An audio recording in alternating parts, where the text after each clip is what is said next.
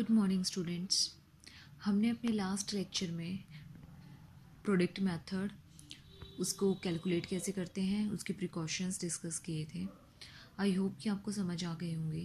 अब हम अपना अलग एक इसी के अंदर एक हमारा छोटा सा पार्ट है प्रॉब्लम ऑफ डबल काउंटिंग, वो हम देख रहे हैं एक बार वो कैसे क्या है क्या नहीं है। ये आपका 6 मार्क्स में कभी कभी क्वेश्चन आ जाता है कि प्रॉब्लम ऑफ डबल काउंटिंग क्या होती है। तो प्रॉब्लम ऑफ डबल काउंटिंग क्या होती है?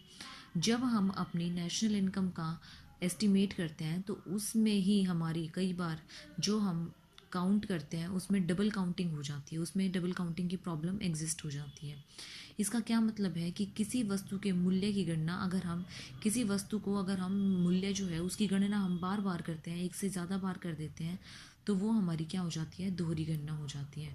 तो उसमें हमारी उत्पाद विधि द्वारा जो है राष्ट्रीय आय का अनुमान लगाने के लिए बार बार उसमें हमारी सेवाओं और मूल्यों को जोड़ा जाता है। लेकिन अगर हमारी जो एग्जैक्ट हम लगाएं तो वो हमारी लास्ट जो एक्चुअल होती है, लास्ट एंड वाली जो प्रोडक्ट और सेवाओं का जो मूल्य है वो होना चाहिए। लेकिन इससे हमारा क्या होता है, हमारा सारे के सारे जितने भी हैं वो सारे इसमें इंक्लूड होते चले जाते हैं। जैसे सपोज़ करो कि हमारे किसान ने जो है, किसान ने गेहूं बेचा 400 रुपये का, 400 रुपये का, ठीक है, मिल को।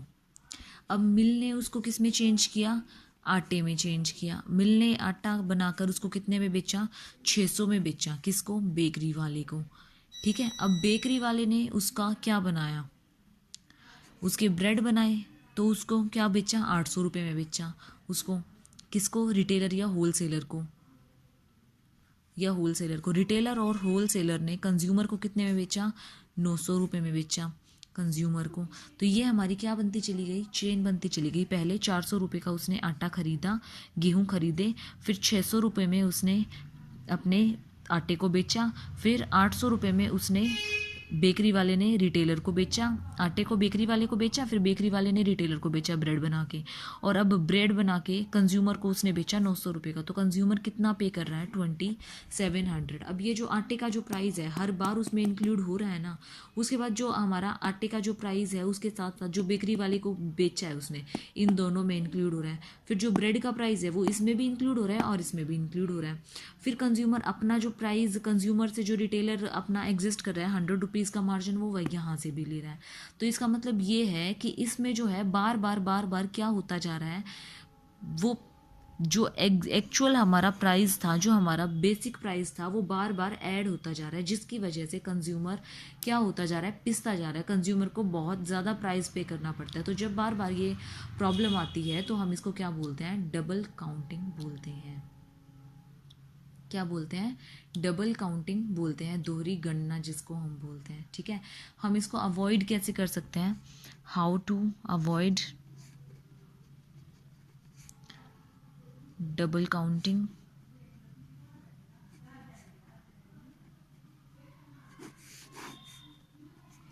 How to avoid double counting problem, final output method.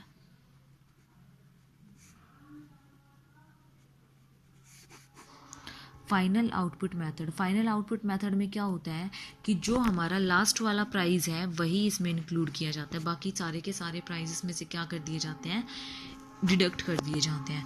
मतलब जैसे हमारा 2700 लास्ट प्राइस है, हमारा जो प्रोडक्शन जो एक्चुअल हमारा प्रॉब्लम है 2700 का आया है ना हमारा एक्चुअल प्रोडक्ट, और उसमें हमारी बेसिक्स क्या लगी है, कंज्यूमर से पहले की, कंज्यूमर तो इतना, कंज्यूमर को इतने में पे कर रहे हैं, उससे पहले जो भी हमारे एक्स्ट्रा चार्जेस लगे हैं वो कितने लगे हैं, 1800 लगे हैं। तो 1800 को हम माइनस करके जो भी हमारा प्राइस आता है वो हमारा क्या होता है, फाइनल आउटपुट प्राइस होता है। तो ये फाइनल आउटपुट प्राइस को ही हम क्या बोलते हैं, फाइनल आउटपुट मेथड के अंदर लेते हैं। क्यों, क्योंकि कंज्यूमर को यही पे करना होता है, वो बार बार पे ना करके, क्योंकि वो तो अब बार बार उसमें ऐड होता जा रहा है, ऐड होता जा रहा है। लेकिन अब कंज्यूमर कितना पे करेगा, उसके लिए तो इसकी वैल्यू कितनी हो गई, 4 टाइम्स से भी ज़्यादा हो गई, 5-6 टाइम्स से भी ज़्यादा हो गई।